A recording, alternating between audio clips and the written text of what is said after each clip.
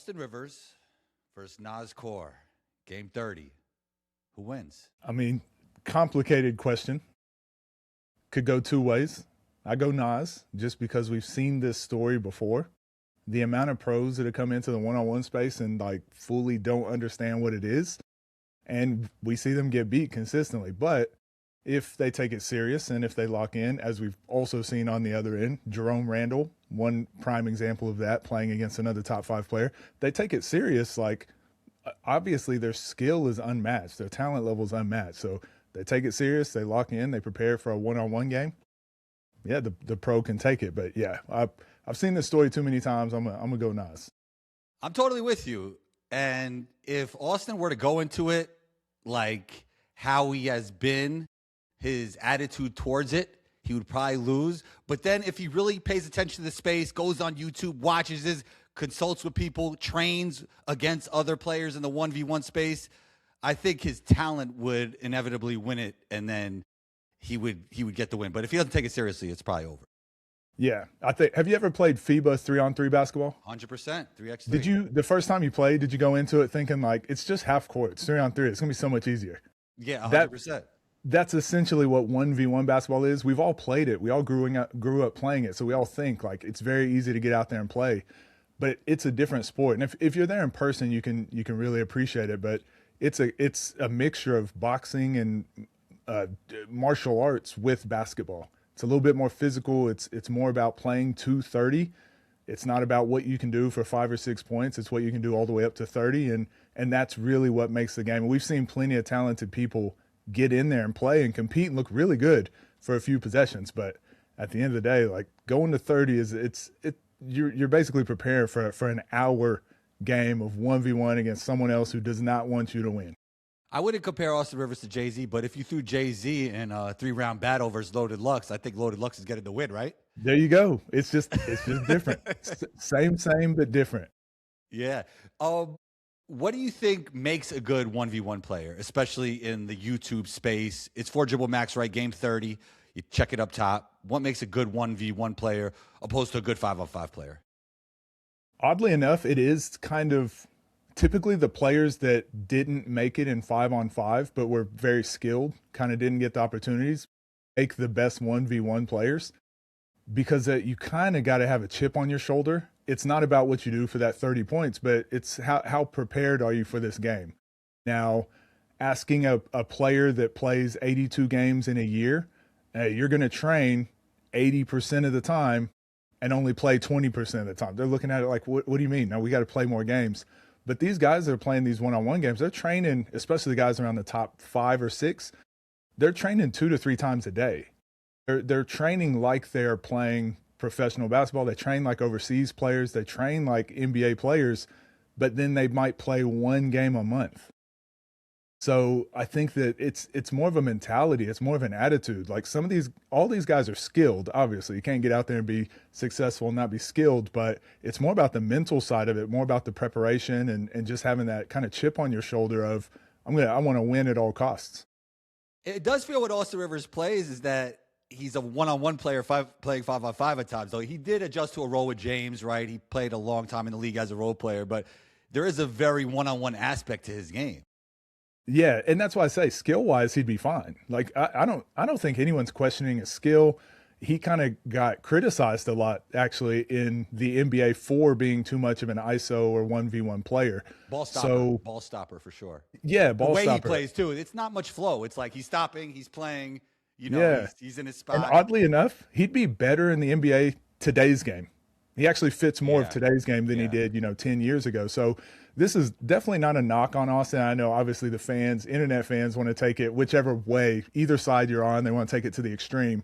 But that's why I thought it was such an interesting question. That it was Watchtower Sports was the first sports page I saw talking about it. I was like, that's actually a really good question. Someone who's extremely talented and kind of got criticized for being a one-on-one player at the highest level in the NBA. How would they play against the best 1v1 ISO player in a 1v1 setting? So, yeah, I thought it was interesting. I could see it going either way.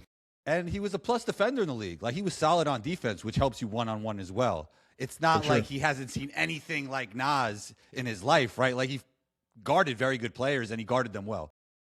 Yeah, he'd have a game plan for anything Nas has, but again, to 30 points, getting headbutted for every single possession. Are you prepared for that? You know, it's a little different. I don't know if I believe in Austin's jumper over 30, right? Like that standstill top of the key jumper. I might go with Nas's jumper in that exact scenario. Not in an NBA game, but in that scenario, I might go with Nas's jumper too.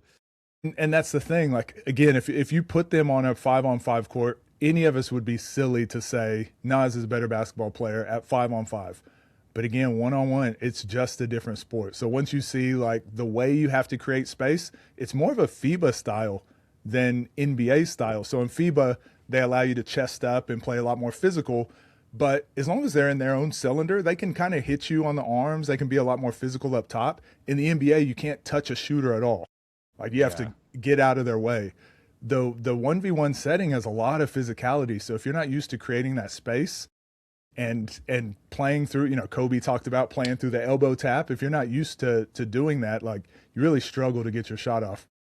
Austin, this is all on Austin. Like he didn't have to respond. He didn't have to say anything. And he responded to shouts to them. I don't know their name. The IG account had like 88 followers and he wants to go crazy on it. Like he didn't have to do that.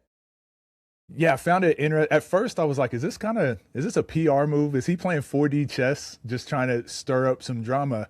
But then the way that all the blowback went, I was like, he kind of threw himself into the fire. And now I think it's like a lose-lose situation for him. Well, he does his like basketball signaling thing where I always say there's levels to basketball, but he's really on that. He's on that mission. Yeah. There's levels to basketball. Austin Rivers is leading that mission of there's levels to basketball. Right. And it's funny. We had a full conversation on stream today and we went through a full conversation of resumes. Do resumes matter? Are there levels? It's just like most conversations that people are allergic to context and nuance. Resumes definitely tell you something, but they can't tell you everything. We went through, you know, Chris Smith, who is J.R. Smith's brother. Chris. Yeah, I've hooped with Chris before. Shouts to Chris. Yeah, I don't know if you remember that, but it's like, obviously he got his shot in the league because of his brother. And now for the rest of his life, he'll be able to say, I played in the NBA. And if you didn't play in the NBA, does that mean Chris Smith is just infinitely better than you? Whereas I know there's some guys averaging 30 in the CBA who could be NBA players. So the resume can tell you some stuff, but it can't tell the whole story. I think that's the context that I'm pretty frustrated with some people like Austin Rivers, such a big platform that, you know, the gatekeeping for me, I've never really liked it. Well, that if they actually played, that would kind of concern me, Austin's attitude towards it, right? Like, it seems like a person that wouldn't come in prepared, that I'll just beat this guy because there's levels to basketball. And that's kind of what I was saying with the mentality. If you have the right mentality, Jerome Randall, I don't know if you saw that game where he played against Nesco, but Jerome Randall played in Australia. I watched him play a ton. I'm a huge fan of him and the way he teaches and speaks about basketball. But he's an undersized guard. He's been undersized his whole life. And to get to where he got to, he had to play with a chip on his shoulder. So then you get asked to play in a one-on-one game. You don't just show up and be better than the other guy. He called me. He's calling Dev in the lab. He's calling, I don't know if you know Bijan Johnson, but he played overseas and he's in the one-on-one scene now. He's calling everyone. He respects it, though. That shows respect. 100%. So what do I need to do? When do I use my timeouts? What is the conditioning level like? So this is a guy that put in two to 3 months of training to prepare, and no one's questioning Jerome Randall's level of skill in basketball. He's stamped by NBA players, but the fact that he took it serious, locked in, and then he came away with a win. Yeah, when you look at the J. Cole situation in the CBA, that's when you really look at it and go, and shouts to J. Cole, super nice guy, hooped with him before, but that's when you go, there's levels to basketball. Like, these guys are active pro hoopers, and you're coming off a mixtape and an album, driving around in your Civic, and think you could just go hoop out there. It doesn't work like that. There's levels to this. And then you got to understand those players that never had the pathway. NBA players talk about it a lot. You got to have the machine behind you to make it. You got to have extreme skill, genetics, luck to make it to the NBA. But then some people use that as an excuse why they didn't make it. I feel like if you're absolutely good enough, if you are truly good enough, you will get there, I think. They'll find you for sure. Yeah, for sure. Yes. But, we look at players like a TJ McConnell. Yeah. You go, there's There's 1,000 TJ McConnells out there, but there can only be one. So it's that saying, what do they say? It's anybody can do it, but not everybody can do it. So TJ McConnell knows I'm competing with 1,000 guys just like me, or 1,000 guys that are more athletic, that are taller or whatever. So then you watch him play and you go, okay, I see why he's there. Because out of all the people that need that mentality and that roughneck attitude, he's the best at it. Yeah. He's conquered it. So, you know, you look at those situations, you go, you can say it's just effort, or, you know, but it does take a little bit of luck too. Someone had to see that and be like, you know what, I'll take a chance on this guy because how hard he works, even though he's not 6'10", and I could get fired if this doesn't, you know, if this doesn't work out. But then he goes and gets 8 steals in a row in a playoff game. You go, good choice. Good job. Yeah, that guy's just a gamer. He's just a gamer. He's another definition of a gamer. Yeah. Alvarado, Peyton Pritchard, guys like that are just, it's kind of what the sport is about. Peyton Pritchard's a little bit different than those guys with the skill. But again, the height. But again, there's guys that have similar skill to Peyton Pritchard that are a foot taller. And he finds a way to bring more value to an NBA team and help them win championships. Mike James or Peyton Pritchard? Mike James or Peyton Pritchard? Who knows, right? That's actually a great question. That is a great question. All-time leading EuroLeague scorer, or, you know, 6th man of the, I don't know. I think it's very close. I mean, Peyton plays at an all-star level in the NBA at times, you know, when he's playing well.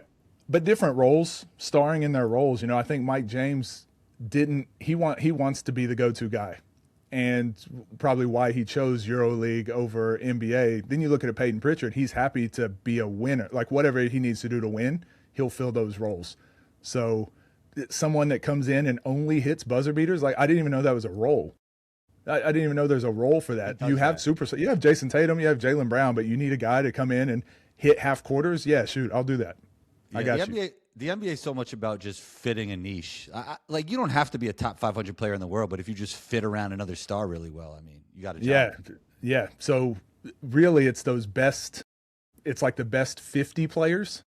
And then it's like the best guys that fit around those 50 players. And some people are going to make the NBA because they can fit around so many different players. But some guys, it's just like good situation.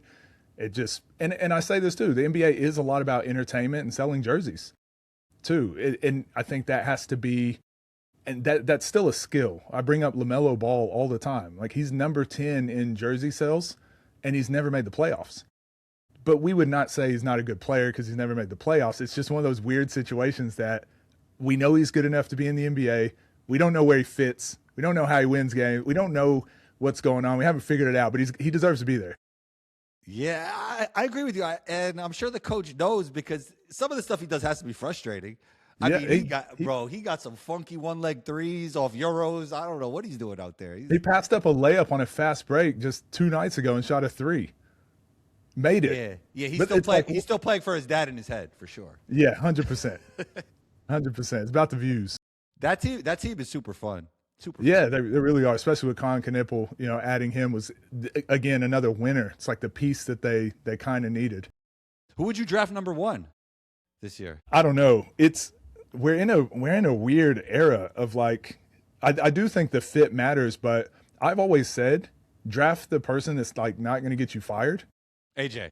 I think AJ DeBansa is the safest pick. 100%. If you draft him and he ends up being a bust, like, how could you know that?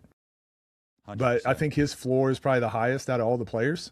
Darren Peterson really worries me with just like the not playing, not being available. He might be healthy and playing the game of trying to get to a certain team. You know, he might be playing 4D chess, but I do think at some point you need character kind of.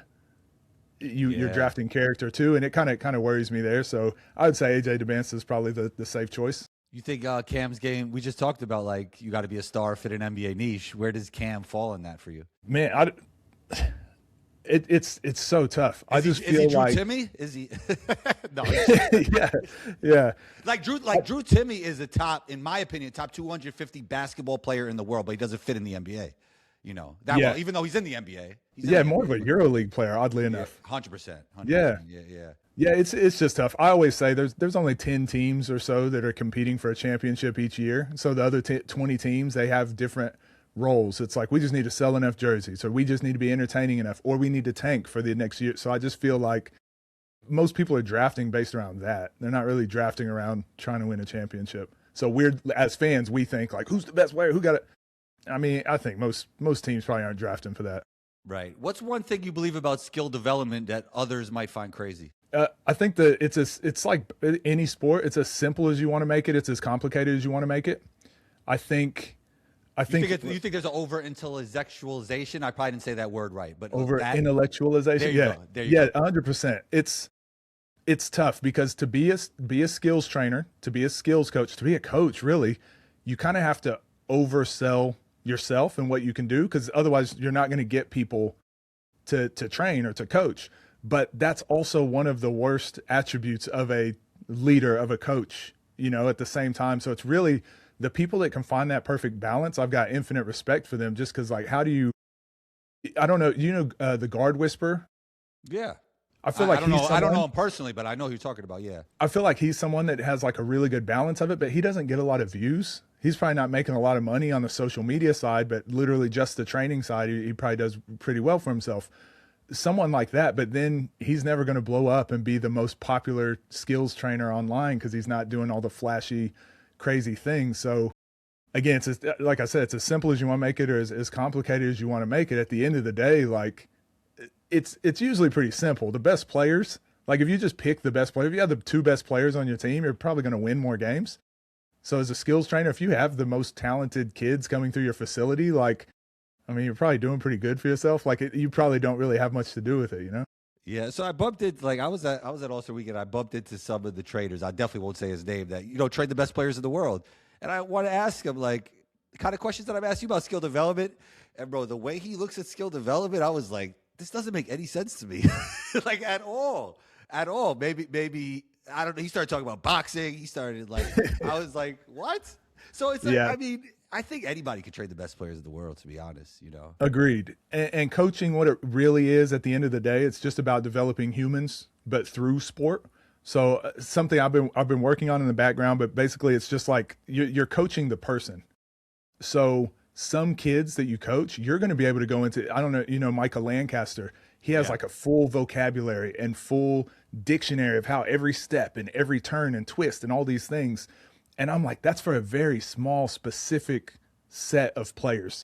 It's not helpless, or it's not worthless. There's definitely value in it. But if you've ever coached kids, like, you're not going to be able to sit a kid down and go, all right, I need you to do a dig step into a lever step into a hitch drag step, and then we're going to go twink. Like, in their brain, like, what are you telling that kid? I've got it on my hat here, luckily today, but I just go as fast as you can left. And a kid's like, oh, just go as fast as I can. That's going to serve them well enough up until, like, again, the elite players are going to be the elite players. The non-elite players are going to be non-elite players. But if you can get the players to start doing things with effort, start doing things full speed, like you're building trust, you're building like communication and all that sort of stuff. We just talked about TJ McConnell.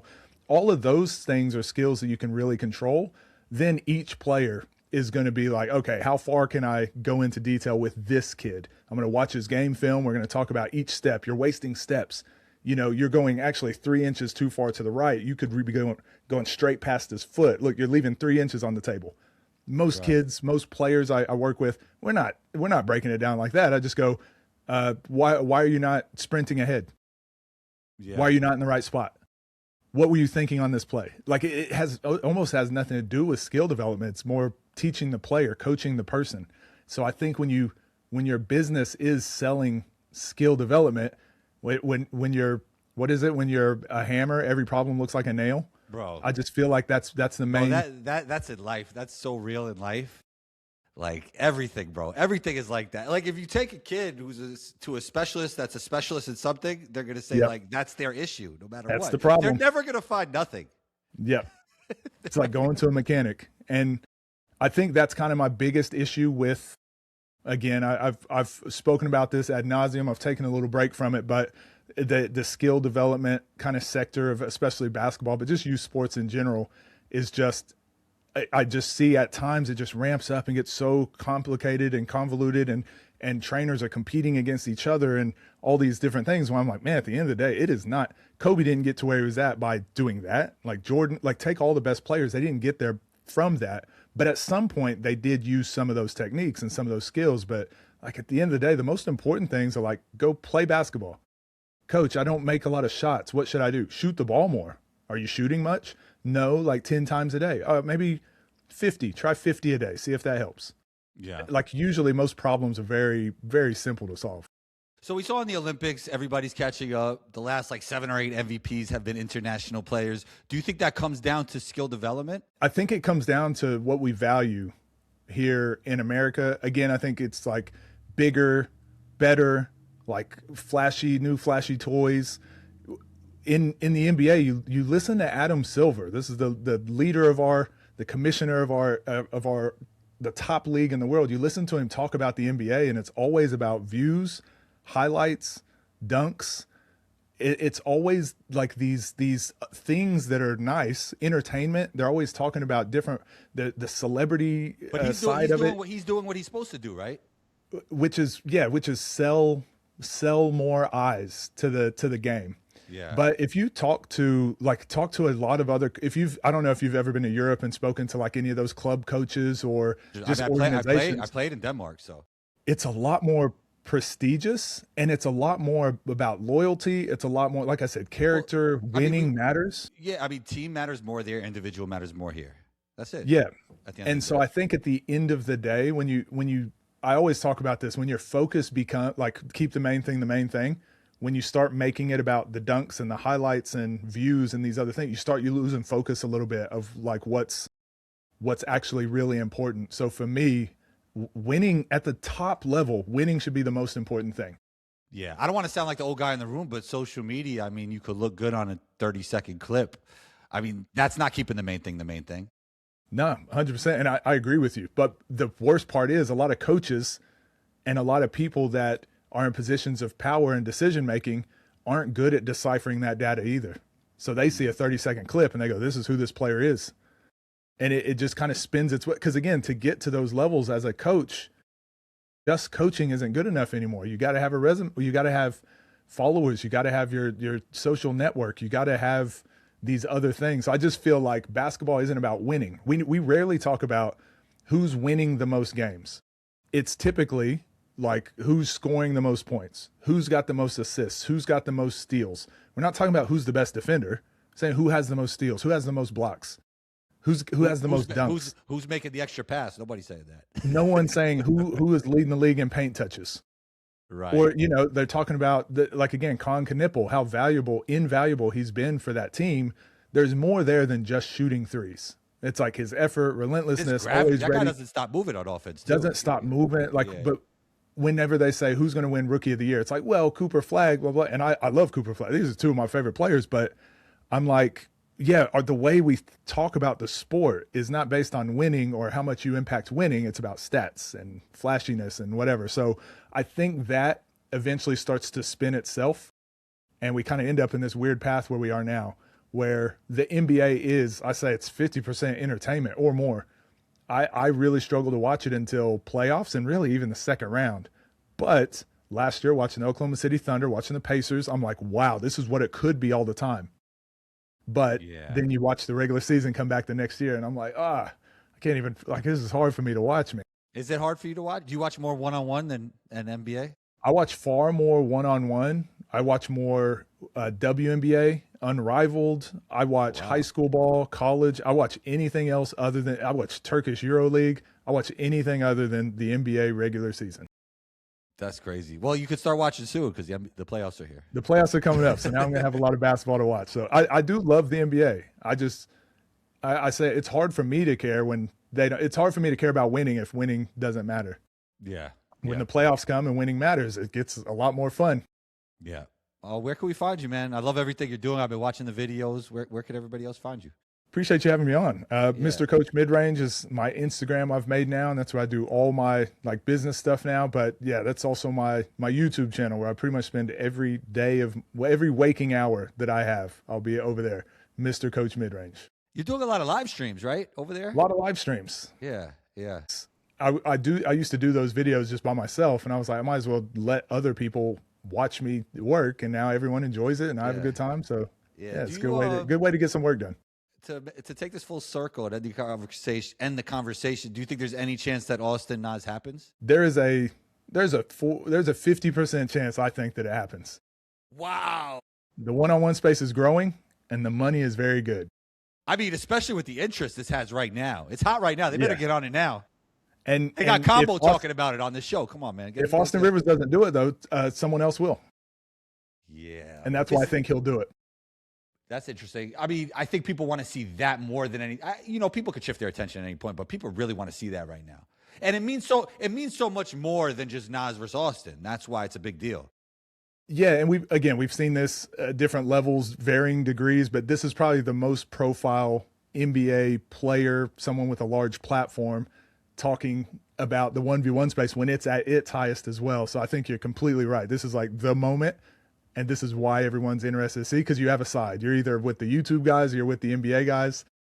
And so everyone's... if you have the tech right and the right sponsors, I mean, these guys could get paid well if they do it right. Well, there's some very good paydays that are already happening. So yeah, I don't know if you know Gerald Green is playing Nas. Oh wow! In about a month and a half. I did not know. Wow. Yeah, Jonathan Gerald Simmons. Green, but he's been coaching for a while now, right? Yeah, he played Big Three as well. Yeah. Jonathan Simmons is playing Scoob. He's tough. I mean, yeah, that's gonna be a rough one. Nobody's backing down on that one. That's all I know. Yeah, nobody's backing down. Isaiah Austin and DeJounte Porter. DeJounte Porter. Isn't Simmons way bigger than Scoob? I think so. I think so. Jonathan Simmons is he's like 6'5". Like I think he's like 6'5", and he was, again, this is so now here's the thing. Wait, Scoob is like 5'11", right? No, Scoob's about 6 foot, 6'1", 6 foot. He's about 6 foot. Okay. But Jonathan Simmons is another chip on his shoulder guy. That's how he got to the league. He was playing sleeping on couches, playing in the G League, went to the Spurs because he was a hard worker, and then that's how he got in. So those are the guys that scare me in the one-on-one space. Yeah, because he's not going to. I doubt he's going to come in and just be like, yeah, whatever, just get a. He's not bringing his resume in his back pocket. He's not. Yeah, he's there. He's there to play some basketball. Austin Rivers might have his resume in his pocket. Come on, guys, No, but look how good I was. Look, I promise. Bro, nobody cares when you get on this court and you got all these people screaming at you. That's the beauty. That's the beauty of it. You know what else I wanted to ask you about? The huddles, man. Those huddles do they mean anything, bro? So the good ones do. Okay. The good ones do. I just watched them. I'm like, what's going on here? Like, is this there's a few guys that you'll listen. Michael Beasley is always in his huddles. You're like, okay, this guy understands basketball at like a weird level. He weirdly understands the game of basketball. But Mario Chalmers had a couple. But then there's some guys like Moon. I don't know if you've heard of Moon. No. He's going to be a coach one day. You listen to him, and he breaks down one-on-one like professional coaches or players break down 5-on-5. So you get to watch the huddle and him go to work on it? Yeah. You get to, so in their timeouts, and that's something they've started doing a lot more. They'll go into the huddle. You can hear them talk. Most of the times, people will be like, this guy will talk, this guy will talk, this guy will talk. Yeah. And it's like, okay. And they'll contradict themselves. But there's some guys that will speak in a huddle, street stars. So like Scoob, Nas, Zay, like Bruce, some of the top 5 guys. When you listen to them, you're like, oh, they're a team. It's like a boxing corner. It's legit. And you feel like they listen? 100%, and they know how it works. They get so tired. You get so tired in a one-on-one, you can't think straight. So you 100%. need to have a corner. And Zay was playing LP. Lamar Peters. Yes. They just played, and Zay almost called for a timeout at one point. He was mad because he wanted to complain to the ref. He's like, he looks to his huddle to call a timeout, and they're like, no timeout, don't call it, keep going at him. And you look over at Lamar Peters, and he's like. He's breathing hard. So Zay in his brain, he wanted to call a timeout, but his huddle was saying, nope, you can't call one. So there's those moments that's the 1v1 scene is growing to a point where there's a lot more teamwork, a lot more coaching, a lot more strategy. And like I said, you listen to Moon talk, and he'll break down the game to where he'll say, dude, he's going left every time, and he always comes back to his right hand. When he does that, he's going to do a step back. So just be in his shot pocket. Like you'll hear him say it, and you're like, okay, next play it'll happen like 2 or 3 times. You're like, wow, like this guy, he just breaks down the game so quick and can understand tendencies. So yeah, listening to things like that, I go, okay, this one-on-one space has a long way to go. And watching these guys grow and turn into professionals, like right in front of my eyes, it's the coolest thing. Most definitely. I'm looking forward to watching all these games. Hopefully we get to see Austin versus Nas. And thanks for taking the time. Appreciate you, bro. Yeah. No, of course, man. Thanks for having me as well. Hold on one second. I just got to let this upload once we stop.